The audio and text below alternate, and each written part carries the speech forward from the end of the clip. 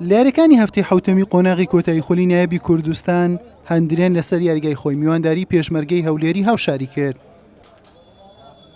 لەگەڵ دەستپێکی یاریەکە و یەکەم هێرش هەنگاو محەممەد لاخولەکی دوو بە لێدانی ڕاستەوخۆ گۆڵ یەکەمی بۆ هەندرێنی خاوەن ماڵ تۆمار کرد.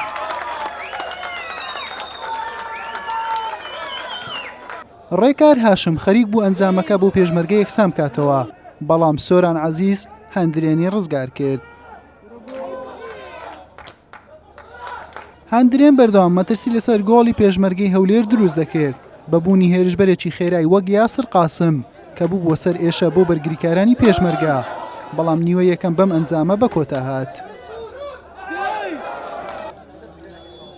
لا نیوەی دووەم سۆران عەزیز نزیک بوو هەندرێن بکاتە خاوەنی گۆڵی دووەم، بەڵام ستون ڕێگەی نەدا.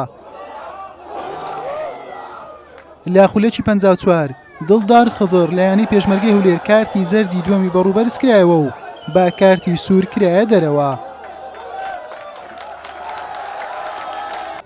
دوای تەنها سێ خولەک سۆران عەزیز گۆڵی دووەمی بۆ هەندرێن زیاد کرد لە بەرزکردنەوەیەکی نایەبی حوسێن ئیبراهیم. لاخولەکی 62 بە پێچەوانەوە سۆران ئەسیستی بۆ حوسێن کرد و ئەویش گۆڵی سێمی تۆمار کرد.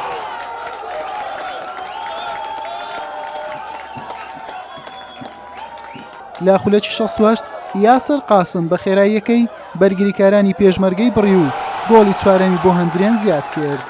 یاریەکە تا کۆتایی بەم ئەنجامە درێژەی کێشا و هەندرێن بە 4 گۆڵی بێوەڵام سەرکەوتوو بوو. سپاس بۆ خۆی گەورە ئەوڕۆ یاریەک باشمان کرد، ئەلحەمدولیلا بردنەوەی باش بامەدەستێنا و وابزانام یاریەکان تریش هەردوو تەعادل بوون، ئەو بۆ ئێمە باش بوو. لە ڕێزبەندی پێشەوە ئێمەش نزیک بووینەوە، ئینشاڵڵا منافسە دەکەین، فەرقێکی باشمان هەیە. ئینشاءالله ئەگەر خۆی گەورە موفقمان بکرد لە یاریەکان تریشەوە داهاتووی لعبێک باش دەکەین ئینشاءالله. ئەدوارە نیایی خراپ دەستمان پێ کرد، هەر سەبەبی ڕئیسیش دوو خاڵی کوردەکەمەوە، یەکیان ئێمە بەدیلی باشمان نەبوو، دووشیان هەتا حەدێک دەتوانم بڵێم ئەم یاریە نا لە یاریەکان کە بە شەنس نەبووینیان دەکرا یاری باشمان دەکرد خاڵمان بەدەستی نابە، بەس بەم یاریە یعنی هەتا حەدێکی زۆر پێشمەرگە لە منافسە دابڕا. لەم یاریە نقطەی تەحول طەردەکەی لاعب بوو، پاش طەردەکە یەکسەر گۆڵی دووەمیان کرد. بەم ئەنجامە هەندرێن جارێکی دیکە لە ڕکابەری نازناوەکە نزیک بوویەوە بە 11 خاڵ لە پلەی سێمی ڕیزبەندیە و جیاوازی تەنها خاڵێکە لەگەڵ یەکەم و دووەم. پێشمەرگەی هەولێریش تا ڕادەیەکی زۆر بێهیوا بووە لە بەدەستێنانی نازناوەکە بە 6 خاڵ لە خانەی پێنجەم دێت. حوسێن محەممەد، کەناڵی ئاسمانی پێام، هەولێر.